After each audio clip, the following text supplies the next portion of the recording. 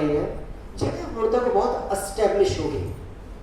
कि स्विगी पहले दिन तो स्विगी सी, कि पेटीएम पहले दिन तो ही बहुत सक्सैसफुल सी। स्टीव जॉब्स की हिस्टरी ਉਹਦੀ बायोग्राफी पब्लिश हो गई है, कोशिश करो पढ़न की। स्टीव जॉब्स ने जो सारा कुछ छड्डता, यूनिवर्सिटी छड्डती, morning over a cup of tea, madam गल कर रहे थे कि इन्हों के फादर ने इन्हों ABC सब्जैक्ट दवा के BA एडमिशन दवाती, लेकिन ये गए इन्होंने 10 15 20 क्लासेस, कदे आ क्लास लगा ली, वो लगा ली, ये लगा ली, आ लगा ली, तो अपने सब्जैक्ट आप चूज कर ले। मैं बहुत साल तो कहना इन्होंने अपनी मिक्स वैज आप अपना ली, तो अज साढ़े सामने ने, तुहाडे सामने बैठे ने। सो जो इस तरह का आइडिया, गल स्टीव जॉब्स की मैं कर रहा सी कि उन्हें इस तरह घूम फिर के सारी यूनिवर्सिटी 6 महीने देखी, क्योंकि उन्होंने पता लग गया सी कि 6 महीने की जिन्नी फीस मैं दी है, यूनिवर्सिटी कहते तू ड्रॉप आउट भी करेगा तो तेन फीस नहीं वापस मिलनी। एंड वाई ही चोज सो, वो अडॉप्टेड सन सी स्टीव जॉब्स। ਉਹਦੀ ਵਿਲ 'ਚ ਲਿਖਿਆ ਸੀ, ਉਹਦੀ मदर ने जिन्हें वर्णन करता सी कि जेड़ा इनू अडॉप्ट करे वो इन्हें यूनिवर्सिटी स्टडी जरूर करावे। जिस बंदे ने किया वो बहुत घट अर्निंग वाला बंदा सी, पर क्योंकि बिल सी उन्हें अपनी सारी कमाई ला के उन्हें यूनिवर्सिटी एडमिशन दवाती। तो उन्हें कुछ महीनों ही ऑब्जर्व किया कि जिन्नी हार्ड अर्नड मनी मेरे फादर ने देती, it is the learning is not worth that जो मैं इतने कर रहा, इसलिए मैं इन्हू छड्डूंगा। पर जो पता लगे कि नहीं 6 महीने तो लाने पैने हैं, वो तेन रिफंड नहीं मिलेगा, तो वो ABCD अलग अलग डिपार्टमेंटा च तुरया फिरदा, अलग अलग इंट्रस्ट बनते गए। वो इंट्रस्ट ने कित्थे पे किया मैं अगलियां गल्लां च उहदा नाम लए बिना दसूंगा, लेकिन एप्पल का फॉन्ट कित्थों बनिया सी, उस समय उन्होंने कैलीग्राफी डिपार्टमेंट बहुत वधिया लग्या सी, तो उत्थों बैठ के उन्हें फॉन्ट अपने मैनुअली डिजाइन करने शुरू किए सी पहला, जिहड़ा बाद विच एप्पल फॉन्ट्स बने। जो मैं थोड़ी थोड़ी जी एजुकेशन की गल कर ला, 2-3 नाम तो मैं लाए सी, जिस तरह खान अकैडमी, एजुकॉम, इस तो अलावा कुछ होर नाम शायद तुसीं सुने होणगे, ब्लैक बोर्ड, बाईजूस सुनिया है, बाईजूस। सो जे तुसीं कल्ली अपनी जॉब स्कूल कॉलेज लभदे हो तो मैं वो दस रही हाँ जिथे स्कोप है तुहाडी जॉब तो जरूर है। टीचर्स पे टीचर कोर्सेरा बहुत इस समय ग्रो कर रहे हैं, अते होर बहुत सारे। हुण मैं इहदे ते आवां कि जे इस तरह के रिस्क लैण वेले इंडिया के हालात किहो जिहे ने, तुहानूं किहड़ियां गल्लां दा खास ख्याल रखना पएगा। We don't promote research and development in India. Any organization or company, rare exceptions maybe, is not investing in research and development in proportion to the profit. कोई भी कंपनी नहीं कर रही। जो नहीं हो रही तो उत्थे रिसर्च डिवेलपमेंट का थोड़ा स्कोप नहीं मिल रहा कि उन्होंने RD सैल हो गए, ਤੁਹਾਨੂੰ ਉੱਥੇ मौका मिले, ਤੁਸੀਂ ਉੱਥੇ अपनी रिसर्च ਤੇ ਕੰਮ करो, जबकि बाहर ये हो रहा है। बहुत सारे डिवेलप्ड कंट्रीज डिवेलप क्यों ने ਉੱਥੇ हो रहा है, ਉੱਥੇ स्कोप है। इसलिए साढ़े तुहाडे ते ये देखो बंदिशां लगदियां ने, ਜਿਹੜੀਆਂ ਕਿਹੜੀਆਂ ਲੱਗੀ जाणियां ने, ये पहली बंदिश हो गई। दूसरी गल, साडी एडमिनिस्ट्रेशन बड़ी स्टीरियोटाइप है। मैं किन्ने 10 मिनट बोलना ना, एडमिनिस्ट्रेशन स्टीरियोटाइप है, वो तुहानूं बहुत ज़्यादा इनोवेट करने ही नहीं दिंदी। ते तीसरी कमाल की गल, इस सब कासे के बावजूद इंडिया दे विच सॉफ्टवेयर डिवेलपमेंट रीसेंट टाइम्स दे विच बहुत ज़्यादा डिवेलप हुई है, तो असीं उहदे विच बहुत सारा फॉरन मनी जिहड़ा हैगा वो अर्न किया। तो जे पिछले 2 साल की गल करिए तो as compare to the other East Indian countries साडा स्टाइल कुछ वखरा है। वो प्रोसैसड गुड्स के विचों अर्न कर रहे हैं जिन्हें डिवेलप होए हैं, इंक्लूडिंग चाइना, वियतनाम, लेकिन असी सर्विसेज के विचों अर्न किया है। पिछले 2 साल के विच ਸਾਡਾ ਪ੍ਰੋਸੈਸਡ ਐਕਸਪੋਰਟ ਦੇ ਵਿੱਚੋਂ 2% ਇਨਕਰੀਜ਼ ਹੋਇਆ, ਜਦਕਿ ਸਰਵਿਸਿਜ਼ ਗੁੱਡ ਤੇ ਡਿਵੈਲਪਿੰਗ ਸਰਵਿਸਿਜ਼ ਦੇ ਵਿੱਚ ਸਾਡਾ ਮੋਰ ਦੈਨ 50% ਗਰੋਥ ਹੋਈ ਹੈ ਇਨ ਲਾਸਟ 2 years। ਸਕੋਪ ਕਿੱਥੇ ਪਿਆ ਹੈ ਤੁਹਾਨੂੰ ਦੇਖਣ ਦੀ ਲੋੜ ਹੈ। ਹਰਡਲਸ ਬਿਲਕੁਲ ਹੈਗੀਆਂ, ਕੋਈ ਇਹੋ ਜਿਹੀ ਗੱਲ ਨਹੀਂ। ਕੇਸ ਸਟੱਡੀ ਕਦੀ ਥੋੜ੍ਹਾ ਰੁਕ ਕੇ ਜ਼ਿਕਰ ਕਰੂੰ। ਦੂਸਰੀ ਗੱਲ, ਹਰੇਕ ਕੰਟਰੀ ਲਈ ਸਾਨੂੰ ਲੰਬੇ ਸਮੇਂ ਤੋਂ ਕਿਹਾ ਜਾਂਦਾ ਰਿਹਾ ਅਸੀਂ ਗਰੀਬ ਦੇਸ਼ ਹਾਂ। ਇਨ ਇਟਸੈਲਫ ਇਹ ਵੀ ਪੂਰ ਕਨਸੈਪਟ ਡਿਵੈਲਪ ਕਰਨ ਵਾਲੀ ਗੱਲ। ਅਸੀਂ ਤਾਂ ਗਰੀਬੜੇ ਹਾਂ। ਮੈਂ ਗਰੀਬ ਦੀ ਬਜਾਏ ਵਰਡ ਜਦੋਂ ਗਰੀਬੜਾ ਕਹਿਤਾ, ਇਹਦੀ ਕੋਨੋਟੇਸ਼ਨ 'ਚ ਪੰਜਾਬੀ 'ਚ ਤੁਸੀਂ ਬਹੁਤ ਕੁਝ ਸਮਝ ਗਏ ਹੋਵੋਗੇ। ਗਰੀਬੜਾ ਜਿਹਾ ਕਹਾਉਣ ਨੂੰ ਤਿਆਰ ਹੋ? ਨਹੀਂ? ਤਾਂ ਸਾਡੇ 3 ਵੱਡੇ ਚੈਲੰਜ ਨੇ ਇੰਡੀਆ ਦੇ ਇਸ ਸਮੇਂ। ਮੈਂ ਇਕਨੋਮਿਕਸ ਪੜ੍ਹਾਉਣੀ ਨਹੀਂ ਸ਼ੁਰੂ ਕਰ ਰਿਹਾ, ਨਾ ਮੈਨੇਜਮੈਂਟ, ਨਾ ਪਹਿਲਾਂ ਟੈਕਨੋਲੋਜੀ। ਪਰ ਜੇ ਤੁਸੀਂ ਇਨੋਵੇਟ ਕਰਨਾ ਹੈ ਤਾਂ ਤੁਹਾਨੂੰ ਬਹੁਤ ਸਾਰੇ ਪਾਸੇ ਦੀ ਜਾਣਕਾਰੀ ਹੋਣੀ ਬੜੀ ਜ਼ਰੂਰੀ ਹੈ। ਉੱਥੇ ਤੁਸੀਂ ਇਹ ਨਹੀਂ ਕਹੋਗੇ ਮੈਨੂੰ ਤਾਂ ਟੀਚਿੰਗ ਆਉਂਦੀ ਹੈ ਮੈਂ ਇੰਨੇ 'ਚ ਇਨੋਵੇਟ ਕਰੂੰਗਾ। ਤੁਹਾਡਾ ਟੀਚਿੰਗ ਦਾ ਮਾਡਲ ਤੁਸੀਂ ਟੈਕਨੋਲੋਜੀ ਨਾਲ ਇੰਟੈਗਰੇਟ ਵੀ ਕਰੋਗੇ, ਤੁਸੀਂ ਉਹਦੀ ਮਾਰਕੀਟਿੰਗ ਵੀ ਕਰੋਗੇ ਬਿਜ਼ਨਸ ਮੁਤਾਬਕ, ਤੇ ਤੁਸੀਂ ਉਹਦੀ ਇਕੋਨੋਮੀ ਵੀ ਮੈਨੇਜ ਕਰੋਗੇ। ਇਨਵੈਸਟ ਕਿੰਨਾ ਕਰਤਾ, ਉਹ 'ਚ ਅਰਨ ਕੀ ਕਰ ਰਹੇ ਹੋ। ਜਦੋਂ ਤੱਕ ਤੁਹਾਨੂੰ ਇਹ ਨਹੀਂ ਪਤਾ ਉਦੋਂ ਤੱਕ ਇਹ ਪੋਸੀਬਲ ਨਹੀਂ ਹੋਏਗਾ। ਸਾਡੀ ਵੱਡੇ ਚੈਲੰਜ ਇਕੋਨੋਮੀ ਦੇ ਵਿੱਚ ਸਾਡੇ ਕੀ ਹੈ? ਸ਼ਬਦ ਮੈਨੂੰ ਸਮਝ ਨਹੀਂ ਆਇਆ। ਇਨਫਲੇਸ਼ਨ। ਇਕਨੋਮਿਕਸ ਵਾਲੇ ਸਟੂਡੈਂਟ ਨੂੰ ਸ਼ਾਇਦ ਕਿਸੇ ਨੂੰ ਸਮਝ ਆ ਗਿਆ ਹੋਵੇ, ਮੈਨੂੰ ਤਾਂ ਨਹੀਂ ਆਇਆ। ਐਂਡ ਆਈ ਹੈਵ ਡਾਊਟ ਕਿ ਸਾਡੇ ਇਕੋਨੋਮਿਸਟ ਨੂੰ ਆ ਜਾਂਦਾ ਪੂਰਾ ਸਮਝ, ਪਤਾ ਨਹੀਂ। Inflation rates, interest rates, exchange rates, ਇਹਨਾਂ ਤਿੰਨਾਂ ਦੇ ਵਿੱਚ ਕੰਟਰੋਲ, ਬੈਲੈਂਸ ਤੇ ਕੋਈ ਇਕਨੋਮਿਕ ਥਿਊਰੀ ਜਿਹਦੀ ਕਰਵ ਤੇ ਫਿੱਟ ਕਰਕੇ ਤਿੰਨਾਂ ਨੂੰ ਕੰਟਰੋਲ ਕਰਨ, ਇਹ ਸਭ ਤੋਂ ਵੱਡਾ ਚੈਲੰਜ ਹੈ। ਤੇ ਇਸ ਚੈਲੰਜ ਦੇ ਸੋਲੂਸ਼ਨ ਲਈ ਅਸੀਂ ਦੇਖਦੇ ਕਿਹਦੇ ਵੱਲ ਹੈ? ਸਾਡਾ ਇੰਡੀਅਨ ਸਟੀਰੀਓਟਾਈਪ ਕਿ ਜੀ RBI ਹੀ ਸਾਨੂੰ ਇਹਦਾ ਮਾਡਲ ਦਿਓ। ਜੇ ਅਮ੍ਰਿਤਿਆ ਸਿੰਘ ਦਿੰਦਾ ਉਹ ਸਾਨੂੰ ਮਨਜ਼ੂਰ ਨਹੀਂ, ਕਿਉਂਕਿ ਉਹ ਤਾਂ RBI 'ਚ ਨਹੀਂ।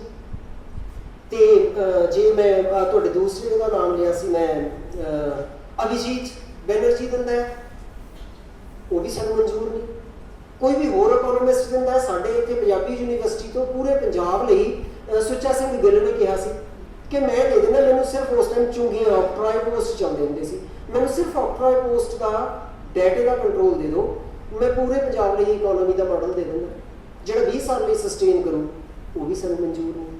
ਕਿਉਂ? ਕਿਉਂਕਿ ਅਸੀਂ ਥਿੰਕਰਸ ਤੋਂ ਉਹ ਮਾਡਲ ਨਹੀਂ ਲੈਣਾ। ਸਾਡੀ ਝਾਕ ਕਿਸੇ ਇੱਕ ਅਦਾਰੇ ਵੱਲ ਹੈ, ਉਹ ਅਦਾਰਾ ਦੇ ਰਿਹਾ ਨਹੀਂ ਦੇ ਰਿਹਾ ਮੈਂ ਨਹੀਂ ਕਹੂੰਗਾ, ਆਪ ਜਾਣਗੇ।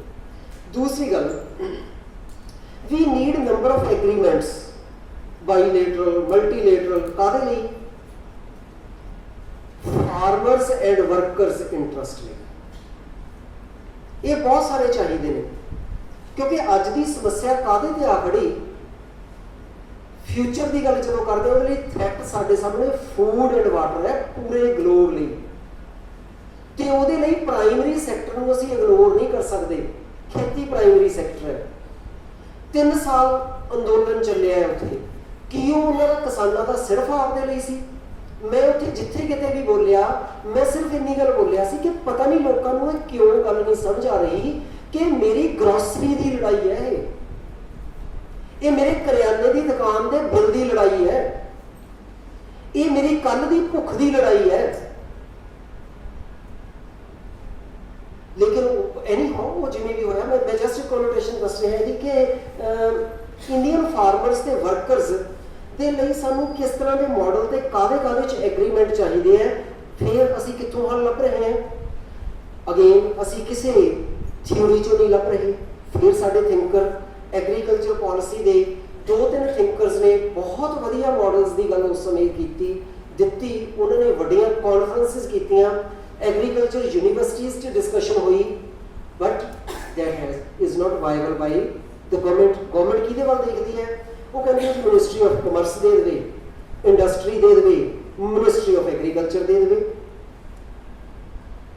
3 ਖੇਤੀ ਕਾਨੂੰਨਾਂ ਦੇ ਲਈ 1 ਸਾਲ ਇੰਨੇ ਲੋਕ ਬੈਠੇ ਰਹੇ। ਗੱਲਬਾਤ ਕਰਨ ਕੌਣ ਆਉਂਦਾ ਸੀ? ਇਹ ਤਾਂ ਪਤਾ ਹੋਊ।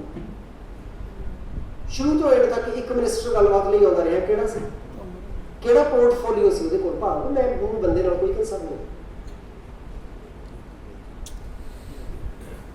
It's horrible. सिर्फ मोबाइल च जिंदगी नहीं है, ये मेरा उड़ाउंदा है यूथ, सिर्फ मोबाइल च जिंदगी नहीं है, कुछ हिस्सा हो सकता बाकी बाहर है।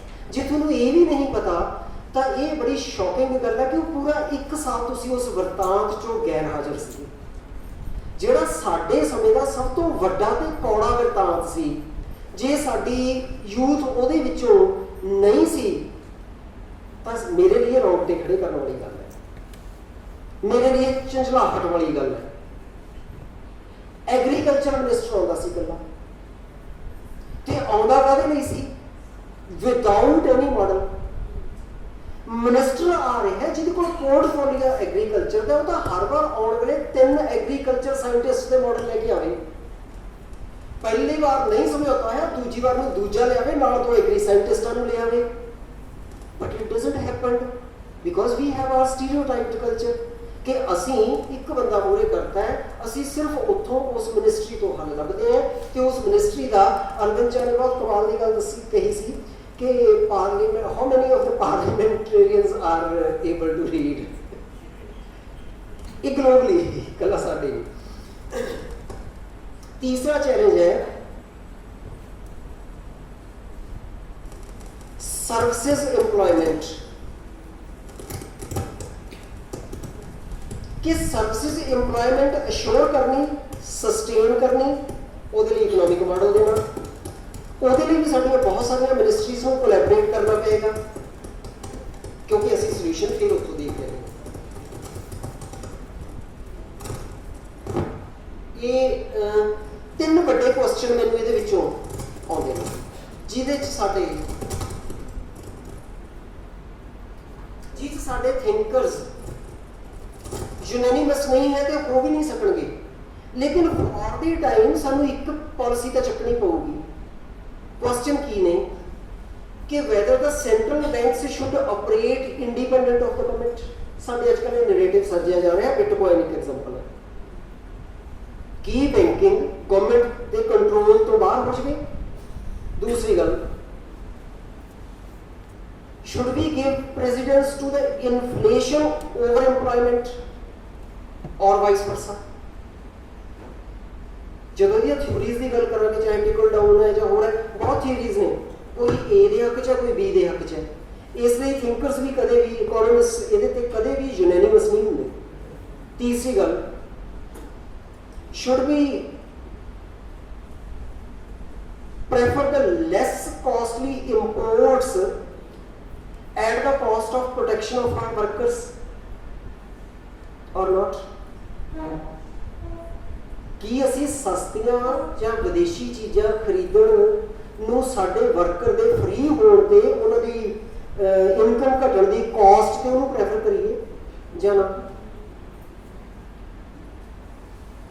ਲੇਕਿਨ ਸਾਡੇ ਕੋਲ ਫਿਰ ਥਿਊਰੀਜ਼ ਦੋਨੋਂ ਪਾਸੇ ਦੀਆਂ ਸਪੋਰਟਿੰਗ ਥਿੰਕਰਸ ਦੀਆਂ ਹੈਗੀਆਂ। ਸੋ ਮੈਂ ਇਹਦੀਆਂ ਥਿਊਰੀਜ਼ ਦੀ ਗੱਲ ਕਰ ਕਿਉਂ ਰਿਹਾ, ਕਰ ਇਸ ਲਈ ਰਿਹਾ ਕਿ ਪੈਰਾਡਾਈਮ ਸ਼ਿਫਟ ਇੱਕ ਵਰਡ ਹੈ ਕਿ ਆਓ ਇਹ 'ਚ ਤਬਦੀਲੀ ਲਿਆ ਦੀਏ।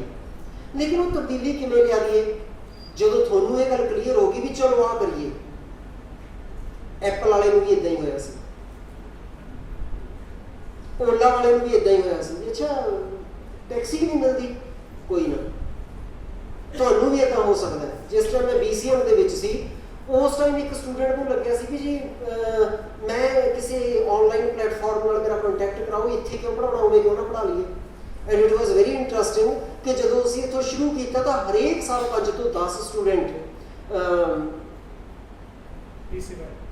TCY खुद आने लग गया साढ़े को कि सानू पूरे एरिए चो इतों स्टूडेंट मिलता है। TCY च रिसोर्स डिवेलपिंग कोर्स अजे तक भी बहुत स्टूडेंट ने उतों चले जा रहे हैं। तुसीं ट्राई किया करें, तुहानू तो बहुत वड्डी अपॉर्चुनिटी, बहुत वड्डी विफता ने दी सी लॉकडाउन ने। उदों बैठ के कोई कंटेंट, कोई लैसन, कोई PPTs, कोई कुछ तैयार किए, वक्त लंघ गया, हुण अगे सोचो हुण की करोगे। जो भी किते कोई विफता आउंदी है, ਅੱਛਾ, ਅਸੀਂ ਜਦੋਂ ਕੋਈ ਨਾ ਸਿਸਟਮ, ਹੁਣ ਮੈਂ ਗੱਲ ਇਹ ਕਰ ਰਿਹਾ ਕਿ ਜਦੋਂ ਤੁਸੀਂ ਕਿਸੇ ਸਿਸਟਮ ਨੂੰ ਸਮਝੋਗੇ ਤਾਂ ਤੁਹਾਨੂੰ ਆਈਡੀਆ ਆਊ, ਤੁਸੀਂ ਕਿਸੇ ਸਿਸਟਮ ਤੋਂ ਤੰਗ ਹੋਵੋਗੇ ਤੁਹਾਨੂੰ ਆਈਡੀਆ ਆਊ, ਤੁਸੀਂ ਕਿਸੇ ਸਿਸਟਮ ਤੋਂ ਖਿਜੋਗੇ ਤੁਹਾਨੂੰ ਕੋਈ ਆਈਡੀਆ ਆਊ। ਲੇਕਿਨ ਅੱਜ ਪੰਜਾਬ 'ਚ ਕੀ ਹੋ ਰਿਹਾ ਹੈ, ਸਾਰੇ ਸਿਸਟਮਾਂ ਤੋਂ ਇੱਥੋਂ ਤੁਸੀਂ ਖਿਜੇ ਹੋਏ ਹੋ, ਅੱਕੇ ਹੋਏ ਹੋ। ਉਮੀਦ ਕਿੱਧਰ ਦੇਖਦੇ ਹੋ? ਜਹਾਜ਼ ਨੂੰ ਰੱਸਾ ਪਾਉਣ 'ਚ, ਵੀਜ਼ਾ ਮਿਲ ਜੇ। ਕਿਉਂ? ਮਾੜੀ ਗੱਲ ਨਹੀਂ, ਕਿਉਂਕਿ ਉੱਥੇ ਉਹ ਸਿਸਟਮ ਤੁਹਾਨੂੰ ਜੋ ਪਤਾ ਲੱਗ ਰਿਹਾ ਸ਼ਾਇਦ ਬੈਟਰ ਨੇ, ਪਰ ਜੇ ਉੱਥੇ ਉਹ ਸਿਸਟਮ ਬੈਟਰ ਨੇ ਉੱਥੇ ਹੋਰ ਇੱਕ ਦੋ ਜ਼ਰੂਰ ਮਾੜੇ ਹੋਣਗੇ। ਜਿੱਥੇ ਵੀ ਜਾਓਗੇ ਵਾਦੜੀਆਂ ਸਜਾਦੜੀਆਂ, ਸਭ ਕੁਝ ਦੋਨੋਂ ਤਰ੍ਹਾਂ ਦੀਆਂ ਹਰੇਕ ਤਾਂ ਜਗ੍ਹਾ ਰਹਿਣਗੀਆਂ। ਇਸ ਲਈ ਜਦੋਂ ਤੁਸੀਂ ਉਹਦੇ ਹੱਲ ਲੱਭੋਗੇ, ਉਹ ਹੱਲ ਲੱਭਣ ਲਈ ਹੁਣ ਇੱਥੇ ਫੇਰ ਜਦੋਂ ਸਿਸਟਮੈਟਿਕ ਦੀ ਗੱਲ ਕਰਦੇ ਆ, ਸਿਸਟਮ ਤੋਂ ਬਾਹਰ ਨਿਕਲ ਕੇ ਕਰੋਗੇ ਤਾਂ ਲੱਭਣਗੇ। ਕਿਉਂ? ਕਿਉਂਕਿ ਸਿਸਟਮ ਹਮੇਸ਼ਾ ਕਾਜ਼ ਤੇ ਇਫੈਕਟ ਰਿਲੇਸ਼ਨਸ਼ਿਪ ਸਟੱਡੀ ਕਰਦਾ ਹੈ। ਜਿੰਨੇ ਮਾਡਲਸ ਨੇ, ਮੈਂ ਤਿੰਨੋਂ ਕੁਐਸਚਨਸ ਕਹਿਤਾ, ਕੋਈ ਵੀ ਮਾਡਲ ਪੂਰੀ ਤਰ੍ਹਾਂ ਸਪੋਰਟ ਨਹੀਂ ਕਰੂਗਾ। ਉਹ ਕਾਜ਼ ਇਫੈਕਟ ਕਦੇ ਵੀ ਲੀਨੀਅਰ ਰਿਲੇਸ਼ਨਸ਼ਿਪ ਨਹੀਂ ਹੁੰਦਾ ਜਦੋਂ ਸਟੱਡੀ ਕਰੋਗੇ। ਤੇ ਉਹਦੇ ਵਿੱਚ ਟ੍ਰੈਜਡੀ ਇਹ ਹੈ,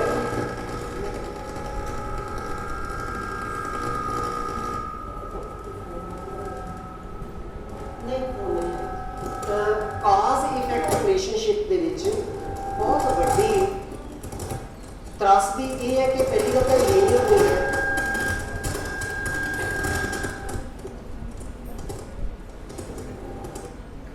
ਦੂਸਰੀ ਗੱਲ, ਜਦੋਂ ਅਸੀਂ ਰਿਲੇਸ਼ਨਸ਼ਿਪ ਸਟੱਡੀ ਕਰਦੇ ਹਾਂ ਤਾਂ ਇਕੱਲਾ ਕਾਜ਼ ਤੇ ਇਫੈਕਟ 'ਚ ਰਿਲੇਸ਼ਨ ਨਹੀਂ ਹੁੰਦਾ। Sometime causes intersect ਅਮੰਗਸ themselves and sometimes effects become causes। ਅਸੀਂ ਤਾਂ ਮਾਡਲ ਦੇ ਵਿੱਚ ਸੋਚਿਆ ਨਹੀਂ ਹੁੰਦਾ ਵੀ ਇਫੈਕਟ ਵੀ ਕਾਜ਼ ਬਣ ਜੂ, ਭਾਵੇਂ ਇਲਾਜ ਸਿਰਦਰਦੀ ਬਣ ਜੂ। ਇਸ ਲਈ ਉਹਨਾਂ ਮਾਡਲਸ ਦੀ ਇੱਕ ਲਿਮਟਿਡ ਸਕਸੈਸ ਔਰ ਉਹਨਾਂ ਦੀ ਪ੍ਰੈਕਟੀਕੇਬਿਲਿਟੀ ਹੁੰਦੀ ਹੈ, ਉਸ ਲਿਮਟਿਡ ਤੋਂ ਜ਼ਿਆਦਾ ਨਹੀਂ ਹੁੰਦੀ। ਤੇ ਉਹ ਤੋਂ ਵੀ ਵੱਡੀ ਗੱਲ, ਜਦੋਂ ਸਾਡੇ ਚਾਹੇ ਖੇਤੀ ਕਾਨੂੰਨ ਸੀ, ਚਾਹੇ ਹੋਰ ਜਿੱਥੇ ਵੀ ਤੁਹਾਨੂੰ ਸਿਸਟਮ ਤੋਂ ਦਿੱਕਤ ਲੱਗਦੀ ਹੈ, ਸਿਸਟਮ ਹਮੇਸ਼ਾ ਹੀ ਜਾਂ ਜਦੋਂ ਕੋਈ ਪੈਰਾਡਾਈਮ ਬਣਦਾ ਹੈ ਤਾਂ ਉਹ ਕੁਝ ਡਾਟੇ ਨੂੰ ਐਨਾਲਾਈਜ਼ ਕਰਦਾ ਹੈ। ਤੇ ਡਾਟਾ ਕੀ ਹੈ? ਡਾਟੇ ਦੀ ਵੱਡੀ ਟ੍ਰੈਜਡੀ ਇਹ ਹੈ ਕਿ ਉਹਦੇ 'ਚ ਹਿਊਮਨ ਬੀਇੰਗ ਡਾਟਾ ਟ੍ਰੀਟ ਹੁੰਦਾ ਹੈ। ਸੋਸ਼ਲ ਸਿਸਟਮਸ ਦੇ ਵਿੱਚ human being is treated as a data. ਇਸ ਲਈ ਉੱਥੇ ਜਿਸ ਤਰ੍ਹਾਂ ਅਸੀਂ ਡੈਮੋਕ੍ਰੇਸੀ 'ਚ ਇੱਕ ਵੋਟ ਹੈ, ਉੱਥੇ ਅਸੀਂ ਇਨਸਾਨ ਤਾਂ ਨਹੀਂ, ਉੱਥੇ ਗਿਣਤੀ ਹੈ, ਉੱਥੇ ਇੱਕ ਵੋਟ ਹੈ। ਇਸ ਲਈ ਇੰਡੀਵਿਜੂਅਲ ਰਿਹਾ ਹੀ ਨਹੀਂ, ਇਹ ਫਲਾਣੀ ਕਮਿਊਨਿਟੀ ਦੀ, ਆਹ ਧਮਕੇ ਟਰਾਈਬ ਦੀ, ਆਹ ਇਨਕੇ ਉਹਦੀ। ਇਸ ਲਈ ਅਸੀਂ ਸਿਟੀਜ਼ਨ ਰਹੇ ਹੀ ਨਹੀਂ, ਕਿਉਂਕਿ ਸਾਡਾ ਗਰੁੱਪਸ ਆਫ ਸਿਟੀਜ਼ਨ ਹੈ, ਸਾਡੀ ਮਜਬੂਰੀ ਬਣ ਗਈ ਕਿਸੇ ਗਰੁੱਪ ਵਿੱਚ ਜਾਓ। ਇਸੇ ਤਰ੍ਹਾਂ ਨਾਲ ਉਸ ਮਾਡਲ ਦੇ ਵਿੱਚ ਵੀ ਇੰਡੀਵਿਜੂਅਲ ਦੀ ਉਹਦਾ ਹਿਊਮਨਿਸਟਿਕ ਟੱਚ, ਕੰਸਰਨ, ਲਿਸਨਿੰਗ ਬਿਲਕੁਲ ਨਹੀਂ ਹੈ। ਉਹ ਇੱਕ ਡਾਟਾ ਹੈ। ਡਾਟੇ ਦੇ ਬੇਸ ਤੇ ਕੋਈ ਕਾਜ਼ ਇਫੈਕਟ ਰਿਲੇਸ਼ਨਸ਼ਿਪ ਸਟੱਡੀ ਹੋਣਗੇ, ਕੋਈ ਮਾਡਲ ਹੋਊਗਾ ਤੇ ਅਸੀਂ ਨਵਾਂ ਸੋਲੂਸ਼ਨ, ਨਵਾਂ ਪੈਰਾਡਾਈਮ ਕੱਢਾਂਗੇ। ਚਲੋ ਹੁਣ ਆਹ ਕਰ ਲਈਏ, ਕਾਹਦੇ ਬੇਸ ਤੇ ਕੀਤਾ? At completely ignoring the human say and human concern. Whereas, ਹੁਣ ਜਿਹਨੂੰ ਮੈਂ ਕੰਡੈਮ ਕਰ ਲਿਆ ਸੀ ਪਹਿਲਾਂ ਵੀ, ਵੇਅਰ ਐਜ਼ ਪੋਲਿਟਿਕਸ ਕੀ ਕਰਦੀ ਹੈ, ਪੋਲੀਟੀਸ਼ੀਅਨ ਕੀ ਕਰਦਾ ਹੈ? He at least listen to the human. At least ਕਹਿੰਦਾ, ਬਣਦਾ ਨਹੀਂ, ਕਿਉਂਕਿ ਮਜਬੂਰੀ ਹੈ, ਡੈਮੋਕ੍ਰੇਸੀ ਹੈ। ਜੇ ਆਟੋਕ੍ਰੇਸੀ ਹੋਵੇ ਫਿਰ, ਡਿਕਟੇਟਰਸ਼ਿਪ ਹੋਵੇ ਫਿਰ, ਇਸੇ ਲਈ ਡੈਮੋਕ੍ਰੇਸੀ ਨੂੰ ਬੈਟਰ ਕਿਹਾ ਜਾਂਦਾ ਹੈ। ਐਟ ਲੀਸਟ ਉਹ ਡਾਟਾ ਤਾਂ ਨਹੀਂ, ਐਟ ਲੀਸਟ ਉਹ ਇਕੱਲੀ ਵੋਟ ਤਾਂ ਨਹੀਂ, ਉਹਨੂੰ ਸੁਣਨਾ ਤਾਂ ਮਜਬੂਰੀ ਬਣਦੀ ਹੈ ਪੋਲੀਟੀਸ਼ੀਅਨ ਦੀ।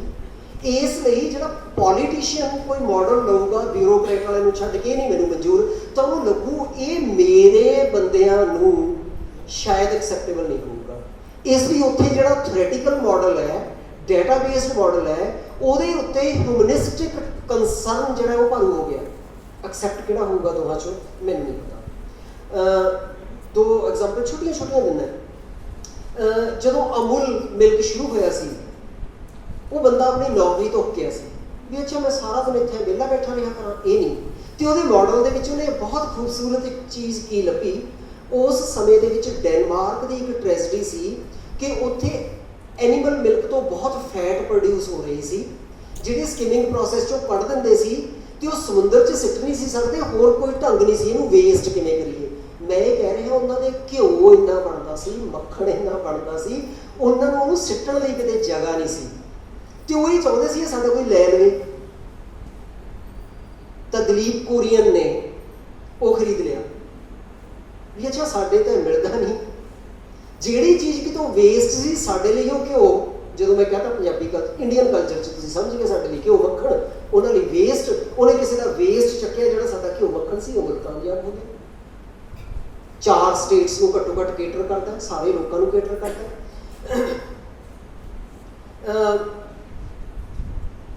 ਇਸੇ ਤਰ੍ਹਾਂ ਹੁਣ ਦੀ ਇੱਕ ਰੀਸੈਂਟ ਜਿਹੜੀ ਹੈ ਐਗਰੀਕਲਚਰ ਮਾਡਲ ਦੇ ਵਿੱਚ ਨੀਦਰਲੈਂਡ ਦਾ ਜ਼ਿਕਰ ਕੀਤਾ ਜਾਂਦਾ ਹੈ। ਇੱਕ ਟ੍ਰੀਟੀ ਹੋਣ ਲੱਗੀ ਸੀ, ਉਹ ਲੋਕਾਂ ਨੇ ਰੌਲਾ ਪਾ ਕੇ ਰੋਕੀ। ਨੀਦਰਲੈਂਡ ਦੇ ਵਿੱਚ ਵੀ ਪਿਗਰੀ ਐਂਡ ਕੈਟਲਸ ਬਹੁਤ ਜ਼ਿਆਦਾ ਨੇ। ਉੱਥੇ ਸਮੱਸਿਆ ਕੀ ਆਈ ਕਿ ਜਿਹੜਾ ਪਿਗ ਐਂਡ ਐਨੀਮਲ ਐਕਸਕ੍ਰੀਟ ਹੈ, ਮਲ ਮੂਤਰ ਗੋਹਾ ਉਹਨਾਂ ਦਾ, ਉਹਨੂੰ ਕਿੱਥੇ ਸਿੱਟੀਏ, ਤੇ ਉਹਦੇ ਤੋਂ ਨਾਈਟ੍ਰੋਜਨ ਇੰਨੀ ਜ਼ਿਆਦਾ ਪ੍ਰੋਡਿਊਸ ਹੋਣ ਲੱਗੀ ਕਿ ਉਹਨਾਂ ਦਾ এনवायरमेंट ਇਫੈਕਟ ਹੋਣ ਲੱਗ ਗਿਆ।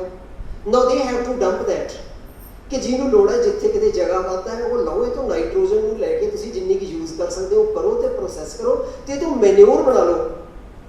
ਇੰਡੀਆ ਐਗਰੀਮੈਂਟ ਕਰਨ ਲੱਗਿਆ ਸੀ, ਲੇਕਿਨ ਜਿਹੜਾ ਇਫੈਕਟ ਹੈ ਕੱਲ੍ਹ ਨੂੰ ਉਹ ਕਾਜ਼ ਨਾ ਬਣ ਜੇ। এনवायरमेंटਲਿਸਟ ਨੇ ਰੋਕਤੇ ਕਿ ਮੈਨਿਓਰ ਤਾਂ ਬਣਾ ਲਓਗੇ but make a simultaneous policy of neutralising the nitrogen, ਉਹਨੂੰ ਵੀ ਨਿਊਟਰਲਾਈਜ਼ ਕਰਨਾ।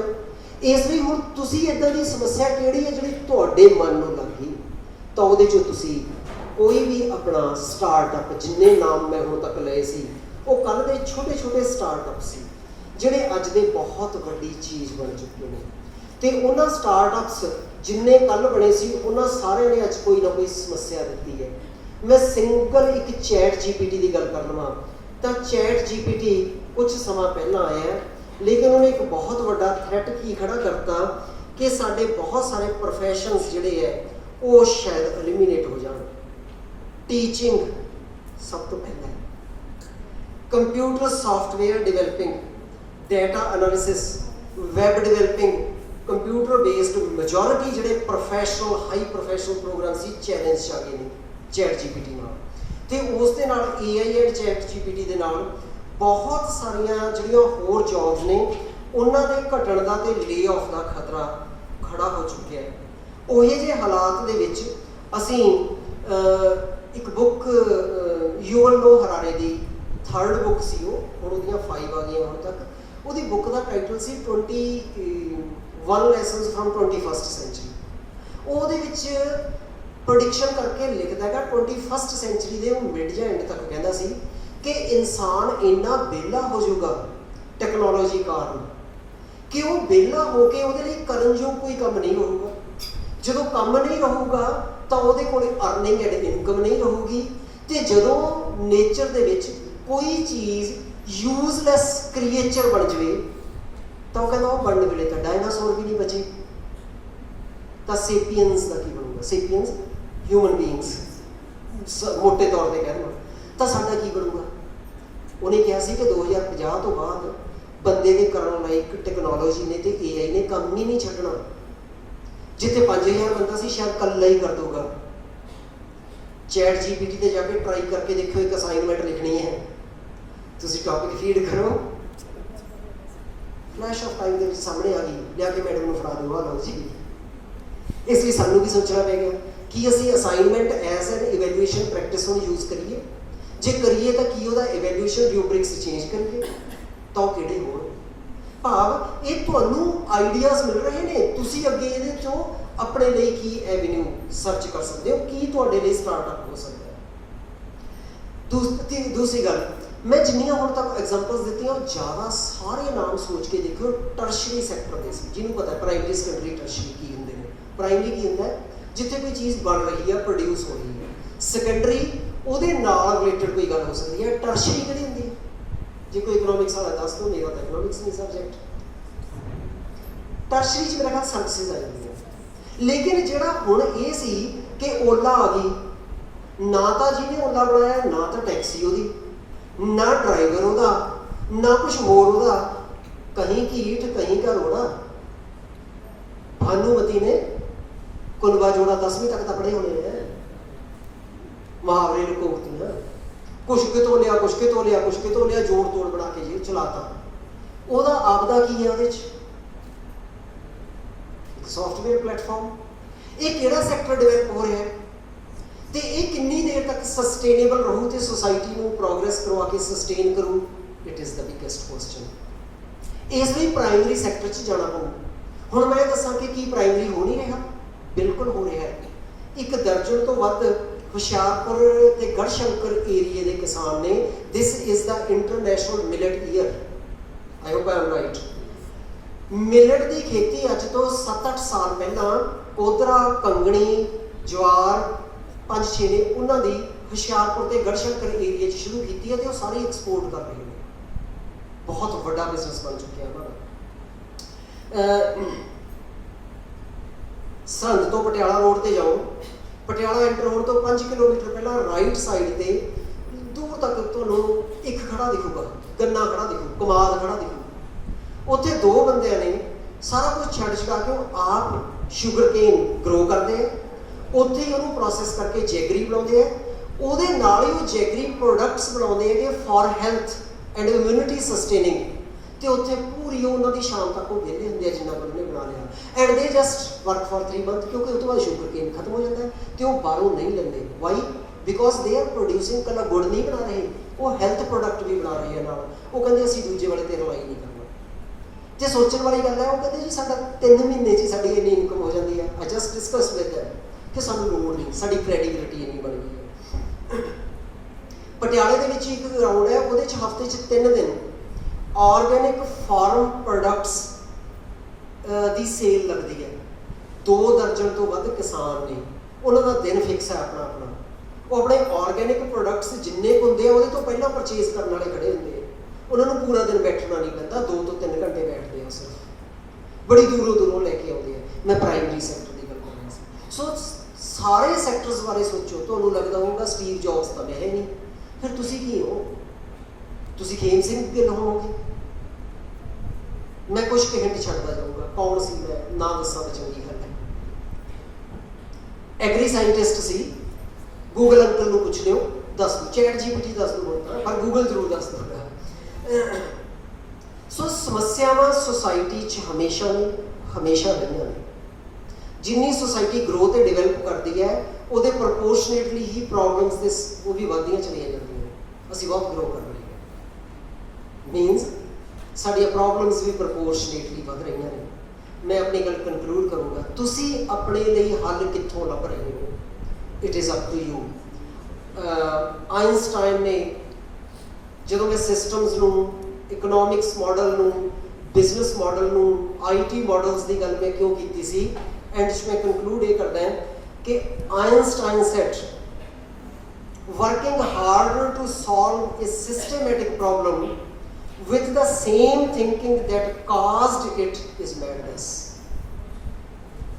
ਭਾਵ ਜਿੰਨੀ ਕੁ ਸੋਚ ਸਮਝ ਨੇ ਸਾਡੀਆਂ ਉਹ ਸਮੱਸਿਆਵਾਂ ਪੈਦਾ ਕੀਤੀਆਂ, ਜੇ ਅਸੀਂ ਉਸੇ ਦਾਇਰੇ ਦੀ ਸੋਚ ਸਮਝ 'ਚ ਰਹਿ ਕੇ ਉਹਦਾ ਹੱਲ ਲੱਭਣ ਦੀ ਕੋਸ਼ਿਸ਼ ਕਰ ਰਹੇ ਹਾਂ ਤਾਂ ਸ਼ਾਇਦ ਇਹ ਸਭ ਤੋਂ ਵੱਡੀ ਮੂਰਖਤਾ ਹੈ। ਉਹ ਸਮੱਸਿਆਵਾਂ ਤੋਂ ਕਿਤੇ ਵੱਧ ਸੋਚ ਸਮਝ ਤੁਹਾਡੇ ਕੋਲ ਹੈਗੀ ਹੈ। ਊਟ ਪਟਾਂਗ ਸੋਚੋ। Yes I mean it. ਊਟ ਪਟਾਂਗ ਸੋਚੋ। ਜਿਹੜਾ ਵੀ ਆਈਡੀਆ ਬਾਅਦ ਦੇ ਵਿੱਚ ਮਾਰਕੀਟੇਬਲ ਬਣਿਆ, ਜਿਹਨੇ ਕੋਈ ਸਮੱਸਿਆ ਹੱਲ ਕੀਤੀ, ਕਿਸੇ ਸਮੇਂ ਉਹ ਊਟ ਪਟਾਂਗ ਸੀ। ਤੇ ਉਹੀ ਊਟ ਪਟਾਂਗ ਕਿਉਂ? ਕਿਉਂਕਿ ਉਹ ਉਸ ਸਮੇਂ ਦੇ ਐਗਜ਼ਿਸਟਿੰਗ ਨੋਰਮ ਤੋਂ ਵੱਖਰਾ ਸੀ। ਪੰਜਾਬ ਦੇ ਵਿੱਚ ਹੁਣ ਤੁਹਾਡੇ ਨਾਲ ਉਹ ਗੱਲਬਾਤ ਦੇ ਸੰਵਾਦ ਦੀ ਭਾਸ਼ਾ ਵੀ ਬਦਲ ਗਈ ਹੈ। ਕਿੰਨੇ ਕੁ ਨੂੰ ਪਤਾ ਹੈਗਾ, ਇੱਕ ਆਪਣੇ ਇਹ ਹੁੰਦਾ ਹੈਗਾ ਕਿ ਲੀਹੇ 'ਚ ਚੱਲਣਾ ਸ਼ਬਦ ਸੁਣਿਆ ਹੈ? ਲੀਹੇ 'ਚ ਚੱਲਣਾ।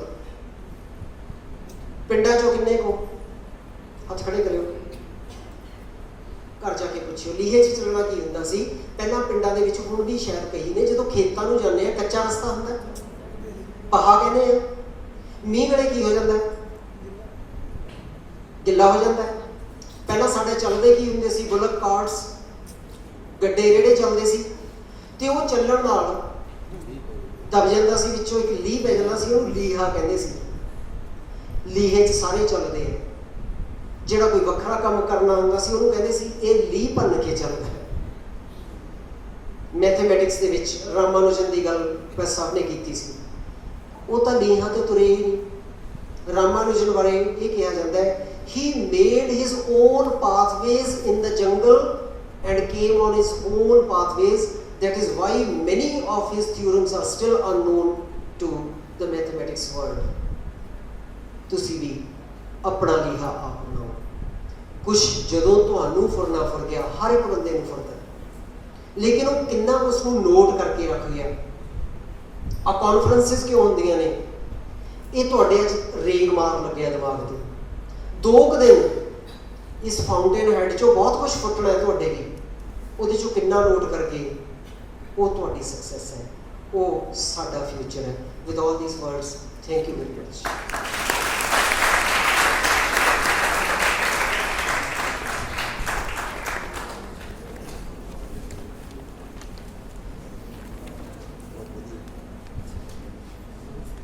Thank you so much, sir. Truly, we need to provide a strong base to our future generation for making them at par with the Western countries, and only then India could move one step ahead in the direction of making Vishwa Guru in the times to come. Thank you so much, sir. Now let me take this opportunity to introduce our resource person for the session 3, Dr. Jaspal Singh, who is working as Associate Professor in Education at Distance Education, Directorate of Distance Education, University of Jammu. Sir also is worked as Counselor for M.Ed and PG classes at Indira Gandhi National Open University Study Center at University of Jammu. Sir will be deliberating on the topic Role of Language in Higher Education and Challenges. Sir, please.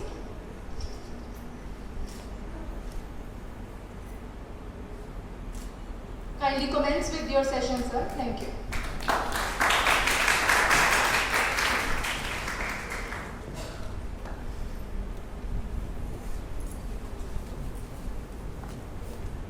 ਜਦੋਂ ਵੱਲ ਨਹੀਂ ਸੀ ਤੁਰਨੇ ਦਾ, ਜਦੋਂ ਵੱਲ ਨਹੀਂ ਸੀ ਤੁਰਨੇ ਦਾ ਲੋਕੀ ਚੱਕਦੇ ਫਿਰਦੇ ਸੀ। ਜਦੋਂ ਵੱਲ ਨਹੀਂ ਸੀ ਤੁਰਨੇ ਦਾ ਲੋਕੀ ਚੱਕਦੇ ਫਿਰਦੇ ਸੀ, ਪਰ ਜਦ ਤੋਂ ਤੁਰਨਾ ਸਿੱਖਿਆ ਹੈ ਥਾਂ ਥਾਂ ਡਿੱਗਦਾ ਫਿਰਦਾ ਹਾਂ।